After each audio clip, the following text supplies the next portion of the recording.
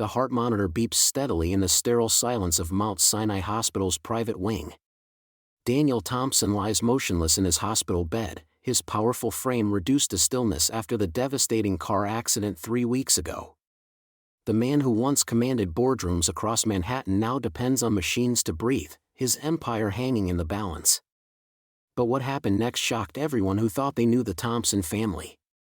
Jane Smith adjusts the fresh flowers on Daniel's nightstand, her weathered hands gentle despite the calluses from years of hard work. At 52, she's been the Thompson family's housekeeper for over a decade, watching Daniel build his tech company from a startup in his garage to a billion-dollar corporation. She's seen him through late nights, failed relationships, and family drama, but nothing prepared her for what she witnessed yesterday. "Mr. Daniel," Jane whispers, glancing toward the door before leaning closer to his still form. Her voice trembles with urgency. "I don't know if you can hear me, but I had to tell someone. Your brother is stealing everything." The words hang heavy in the antiseptic air. Daniel's chest rises and falls with mechanical precision, giving no sign he's absorbed this devastating revelation. But Jane has to believe he can hear her. She's seen the medical shows, read the articles about coma patients who remember every word spoken in their presence.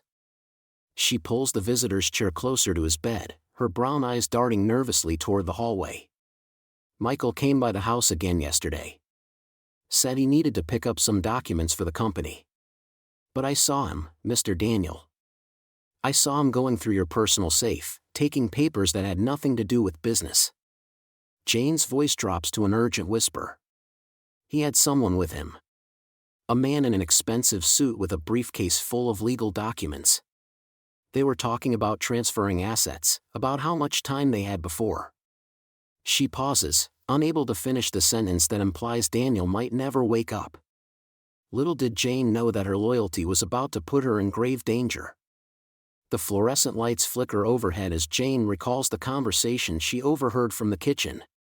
Michael's voice had carried through the marble foyer of the Thompson mansion, cold and calculating in a way that made her skin crawl. "The doctors say it could be months, maybe longer. We can't wait for a miracle that might never come.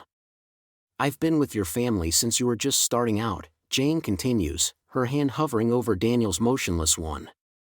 "I watched you work 18-hour days, watched you sacrifice everything to build what you have.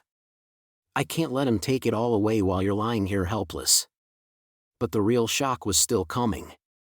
Jane reaches into her purse and pulls out her phone, scrolling through photos she secretly took of Michael's activities. Bank statements scattered across Daniel's mahogany desk. Corporate documents with fresh signatures.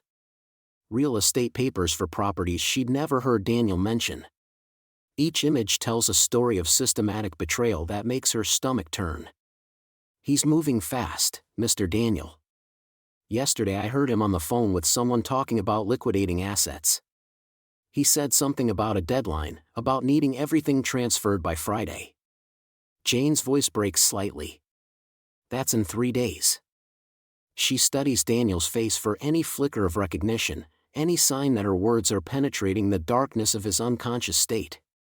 His features remain peaceful, almost boyish despite his 35 years, so different from the sharp businessman who commanded respect in every room he entered. "I know I'm just a help," Jane continues, her voice growing stronger with resolve. "But I've seen what kind of man you are. How you paid for my daughter's college tuition when I was too proud to ask. How you visited me in the hospital when my husband died, even though you had that big merger meeting the next day. You're good people, Mr. Daniel. Your brother." She shakes her head. "He's not.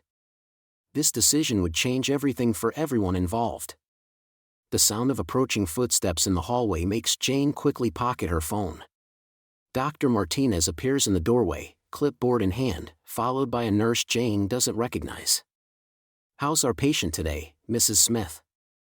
Dr. Martinez asks, checking the monitors with practiced efficiency.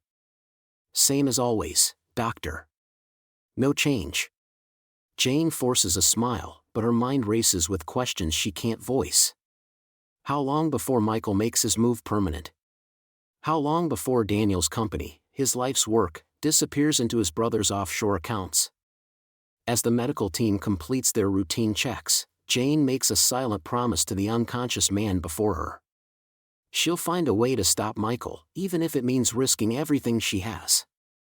But first, she needs proof that will stand up in court, evidence so damning that even Michael's expensive lawyers can't explain it away. The doctor and nurse exit, leaving Jane alone with Daniel once more. She leans close to his ear one final time, her voice barely audible above the hum of medical equipment. "I'm going to save everything you've built, Mr. Daniel. But I need you to fight too. You need to come back to us." She pauses, glancing toward the door to ensure they're still alone. "Because what I found in your brother's briefcase last night, you won't believe what he's planning next." Jane's hands trembled as she clutched the phone, Linda's urgent voice cutting through the static. "Jane, you need to hear this.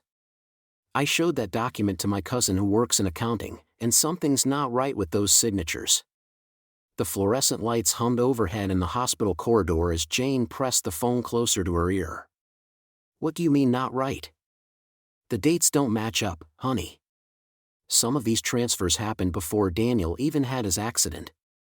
Michael's been planning this for months." Jane's stomach dropped. She glanced toward Daniel's room, where his still form lay connected to machines that beeped steadily. "Linda, that means your boss might have been set up from the beginning." The weight of this revelation hit Jane like a physical blow. She'd been cleaning the Thompson family's Fifth Avenue penthouse for 3 years, watching Daniel work 16-hour days to build his tech empire while Michael drifted from one failed venture to another. She'd seen the brothers argue, but never imagined it ran this deep. "I have to go back to the house," Jane whispered, her mind racing. "There has to be more evidence." "Jane, no. This is getting dangerous. What if Michael finds out what you know?" But Jane was already walking toward the elevator, determination hardening in her chest. She thought about her own struggles, the twice-monthly visits to the food bank, the landlord's increasingly aggressive rent notices, the way she'd been skipping meals to make ends meet. Daniel had always treated her with respect, even giving her Christmas bonuses when business was good. She couldn't abandon him now. The Thompson penthouse felt different as Jane let herself in with her key that afternoon. The marble foyer, usually pristine, showed signs of hurried activity, scattered papers on the console table, coffee rings on expensive wood surfaces. Michael had clearly been spending more time here recently. Jane moved quietly through the rooms, her heart pounding as she searched for anything that might connect to Linda's discovery. In Daniel's home office, she found the filing cabinet unlocked, something Daniel would never allow. Her fingers traced through folders until she found one marked MT Enterprises. Michael's company. Jane had heard Daniel mention it dismissively at dinner parties, calling it his brother's latest hobby. But the documents inside painted a different picture entirely. Bank statements, wire transfer receipts, and what appeared to be contracts with companies she'd never heard of before. One name kept appearing, Meridian Holdings. Jane photographed everything with her phone, her hands shaking as she realized the scope of what she was uncovering. A key turned in the front door. Jane's blood turned to ice. She quickly shoved the papers back into the folder, closing the cabinet as quietly as possible. Heavy footsteps echoed across the marble, accompanied by voices, Michael's smooth baritone and another man she didn't recognize. "The transfer should be complete by next week," Michael was saying as they entered the living room, just 20 feet from where Jane crouched behind Daniel's desk. "Once the board meeting happens, there won't be any legal challenges." "What about the maid?" the unknown voice asked. "Hernandez says she's been asking questions at the hospital." Jane's breath caught. "They knew about her." "Jane? She's harmless. Just a cleaning lady who's gotten attached to my brother. Once everything's finalized, she'll be the first to go anyway."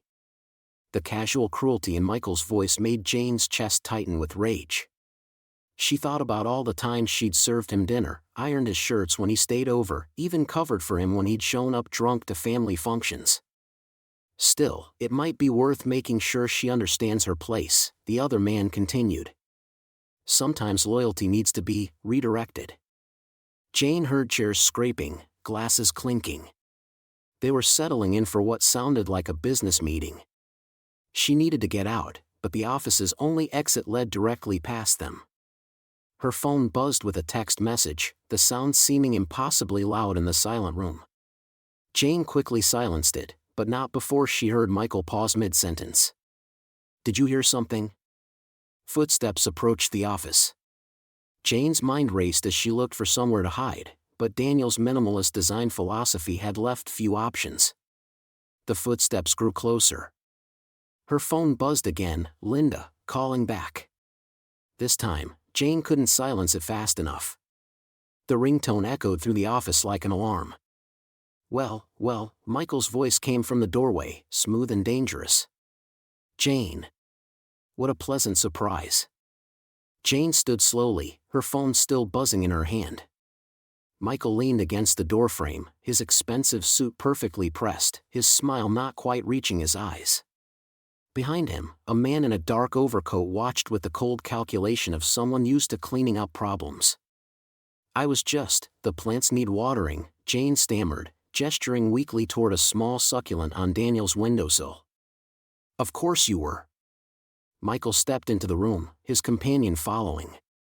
"Though I have to wonder why you'd need to open filing cabinets to water plants." The question hung in the air like a threat. Jane's loyalty to Daniel warred with her survival instincts as she realized just how deep she'd stumbled into something far more dangerous than simple inheritance theft. Her phone finally stopped ringing, but the silence that followed felt even more ominous. Michael's smile widened, and Jane knew that whatever came next would change everything. "I think it's time we had a conversation about loyalty, Jane. And about what happens to people who forget their place." The confrontation was inevitable, and Jane knew it. Her heart hammered against her ribs as she approached the towering oak doors of the Thompson family library, each step echoing through the mansion's marble hallway. Michael Thompson sat behind the massive mahogany desk, his perfectly pressed suit and calculating smile making him look every inch the successful businessman he pretended to be. "Jane," he said, not bothering to look up from the documents spread before him. "What brings you to my brother's study?" "Your brother's study," Jane repeated, emphasizing each word. "That's interesting, considering Daniel's still alive." Michael's pen paused mid-signature. When he finally raised his eyes, Jane saw something cold and predatory lurking beneath his polished exterior. "Of course he's alive. What exactly are you implying?" Jane stepped forward, her cleaning supplies forgotten in the hallway. "I've been watching, Michael. The late-night meetings, the bank transfers, the way you've been treating this house like it already belongs to you." "Careful, Jane." Michael's voice dropped to barely above a whisper, but the threat was unmistakable. "You're walking on very thin ice here. My family has been good to you, hasn't it? Steady employment, decent pay, a roof over your head when you needed it most." The reminder of her financial desperation stung, but Jane held her ground. "Good to me? Or good at using me?" Before Michael could respond, the library doors burst open. Emily Carter, Daniel's assistant, strode in with her arms full of files and her face flushed with urgency. Jane had always respected Emily's no-nonsense approach to business, but seeing her now, Jane realized they might be natural allies. "Emily," Michael said, his charm instantly restored. "Perfect timing. I was just discussing some household matters with Jane." "Household matters?" Emily's sharp eyes darted between them. "Is that what we're calling embezzlement now?" The temperature in the room seemed to drop 10 degrees. Michael's smile never wavered, but his knuckles went white as he gripped his pen. "That's a serious accusation, Emily. I hope you have evidence to back it up." "Actually, I do." Emily set her files on the desk with deliberate precision. 3 months of suspicious activity, Michael.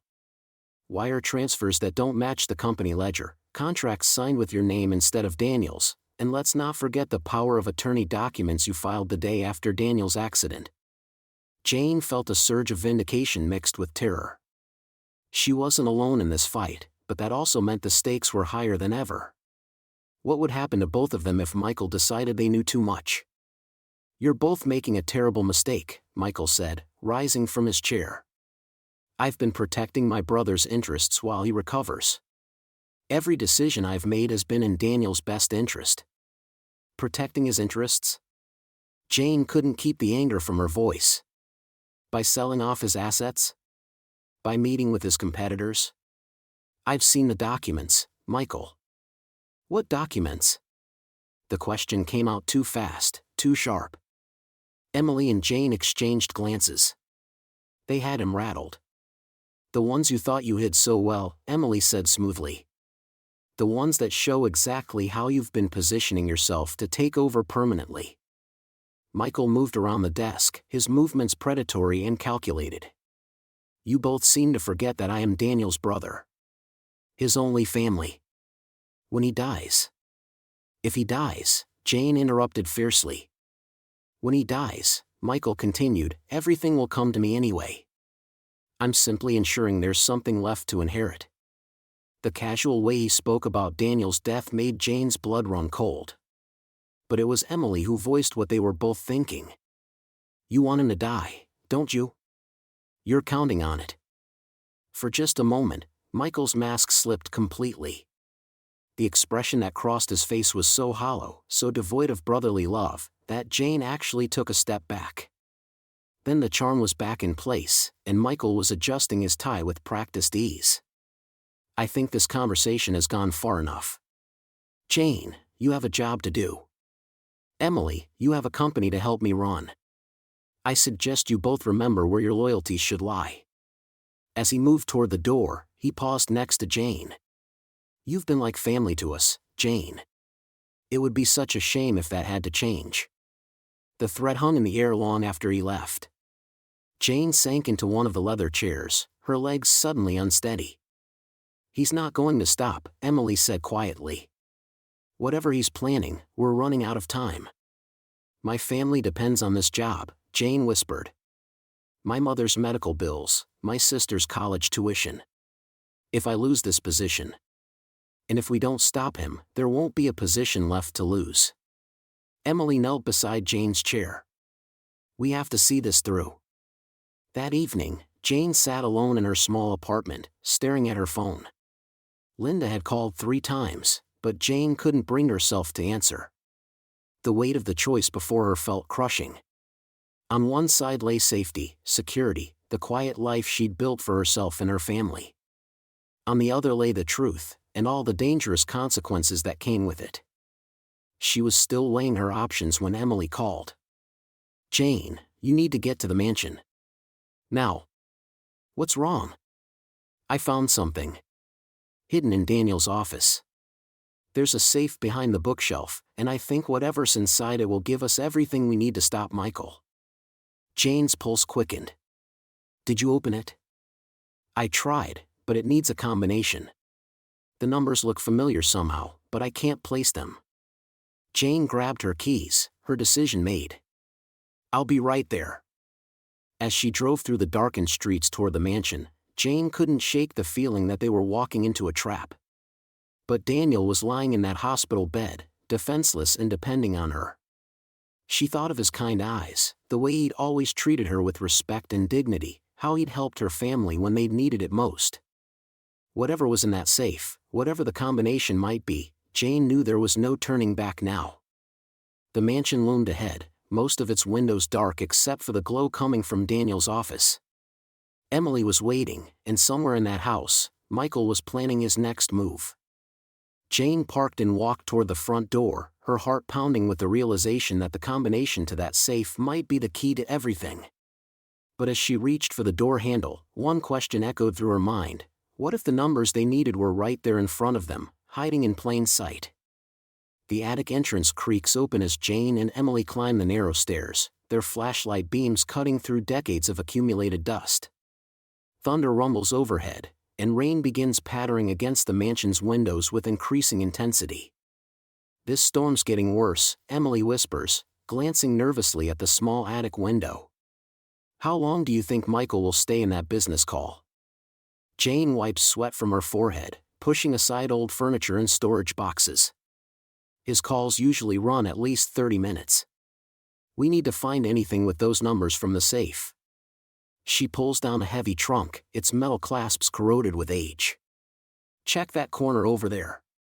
Lightning illuminates the cramped space as Emily rummages through stacks of yellowed newspapers and family memorabilia. Her fingers trace over old photo albums, their leather covers cracked and worn. Jane, look at this. She holds up a family photograph from what appears to be Daniel's childhood birthday party. In the corner, written in faded ink, are numbers that make both women's hearts race. Daniel's 12th birthday, April 15, 1995. That's it. Jane gasps, studying the numbers more carefully. 04151995. It has to be the combination. Another crash of thunder shakes the house, followed by the distinct sound of a door slamming downstairs. Both women freeze, their eyes meeting in shared terror. His call ended early, Emily breathes, clutching the photograph to her chest. They scramble down from the attic, moving as quietly as possible through the mansion's halls. Jane's heart pounds as they reach Daniel's home office, the safe standing like a silent sentinel in the corner. Her trembling fingers work the combination dial while Emily keeps watch at the door. Come on, Jane mutters under her breath. The final number clicks into place, and the safe door swings open with a satisfying thud. Inside, manila folders overflow with documents that make Jane's blood run cold. Bank statements showing systematic fund transfers, forged signatures authorizing corporate decisions, and most damning of all, a legal document preparing to declare Daniel mentally incompetent upon his potential awakening. He's been planning this for months, Emily whispers in horror, photographing the evidence with her phone. Look at this, he's already moved $2 million into offshore accounts. Jane's hands shake as she reads Michael's handwritten notes. Phase 3, medical evaluation to declare permanent incapacity. Dr. Harrison already compensated for favorable assessment. That monster, Jane says, her voice thick with emotion. He's not just stealing money, he's planning to have Daniel declared mentally unfit so he can never recover his life. Emily continues photographing documents when footsteps echo in the hallway outside. Heavy, deliberate footsteps that both women recognize immediately. Ladies, I hope you're finding what you're looking for. Michael's voice cuts through the room like ice. He stands in the doorway, his usual charming smile replaced by something far more sinister. His expensive suit is damp from the rain, and his eyes hold a coldness that neither woman has seen before. Michael, we can explain, Emily begins, but he raises his hand to silence her. No need for explanations. I've been watching you both scurry around like little mice for days now. He steps into the room, closing the door behind him with a deliberate click. Did you really think I was that careless? Jane clutches the documents against her chest, positioning herself between Michael and Emily. We know everything. The theft, the forgeries, your plan to have Daniel declared incompetent. Michael laughs, a sound devoid of warmth. My dear Jane, you understand nothing. This isn't theft, this is survival. Daniel was always the golden child, always Daddy's favorite. Now it's my turn. He's your brother. Emily protests, her voice cracking with emotion. My brother who's been in a coma for 3 months with no guarantee he'll ever wake up, Michael shoots back. Someone needs to run the company, make the hard decisions. I'm simply ensuring continuity. The tension in the room becomes suffocating as Michael advances toward them. Just as Jane prepares to make a desperate run for the door, a piercing alarm cuts through the air, the unmistakable sound of medical equipment from the hospital across town. Daniel's life support monitor is screaming through the storm-filled night, and suddenly their confrontation takes on an entirely different urgency. The monitor's urgent beeping cuts through the tension like a blade. Doctors flood into Daniel's room, pushing past Michael, Jane, and Emily as medical equipment flashes red warnings. Jane's heart pounds as she watches the man she's fought so hard to protect lying still on the hospital bed, his chest barely rising and falling. What's happening? Jane whispers, clutching the incriminating documents they've just discovered. The lead physician, Dr. Rodriguez, checks Daniel's vitals with practiced efficiency. His brain activity is spiking, Dr. Rodriguez announces, studying the monitors.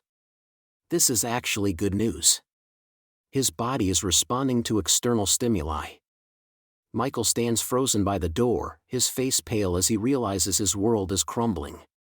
The documents Jane holds contain everything: forged signatures, fraudulent bank transfers, and a detailed plan to liquidate Daniel's company assets while he remained unconscious. Then it happens. Daniel's eyes flutter open. The room falls silent except for the steady beep of monitors. Daniel's gaze moves slowly across the faces surrounding him, confusion clouding his features as he tries to process where he is. When his eyes land on Jane, something flickers: recognition, perhaps even gratitude. "Jane?" His voice is barely a whisper, hoarse from weeks of silence. Tears stream down Jane's face as she moves closer to his bedside. "Mr. Thompson, you're awake. You're really awake." Michael steps forward, attempting his usual charming smile, but Daniel's expression hardens as his brother approaches. "I can hear you," Daniel says slowly, his eyes never leaving Michael's face.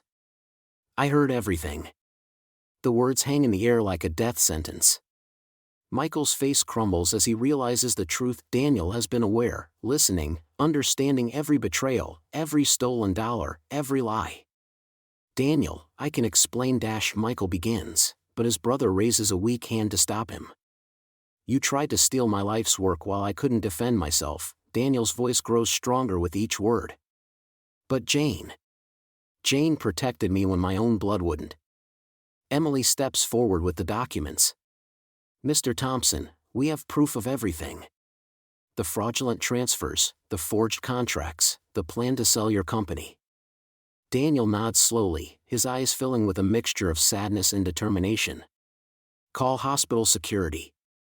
And the FBI." As security escorts Michael away in handcuffs, he turns back one last time. "You don't understand, Daniel. I was trying to save the company from bankruptcy." "By stealing from me?" Daniel's response is quiet but firm. "A brother would have talked to me, helped me, stood by me. You're not my brother anymore."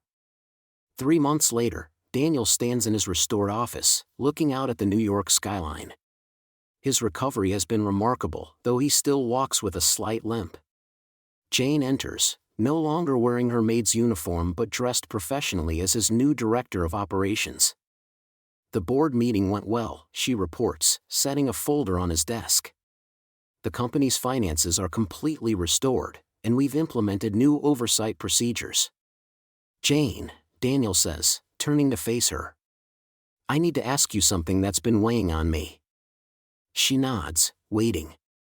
"Why did you risk everything for me? You could have just kept quiet, kept your job, stayed safe."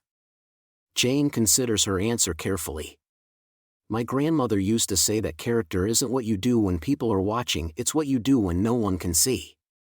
I thought no one could see, but you could hear everything. Even unconscious, you were still there, still fighting." Daniel's eyes moisten. "You saved more than my company, Jane. You saved my faith in humanity. And you gave me a chance to prove that loyalty and hard work still matter in this world." They stand in comfortable silence, looking out at the city that nearly witnessed the destruction of everything Daniel had built. Jane thinks about her journey from cleaning floors to running board meetings, while Daniel reflects on learning the true meaning of trust. "There's something else," Daniel says.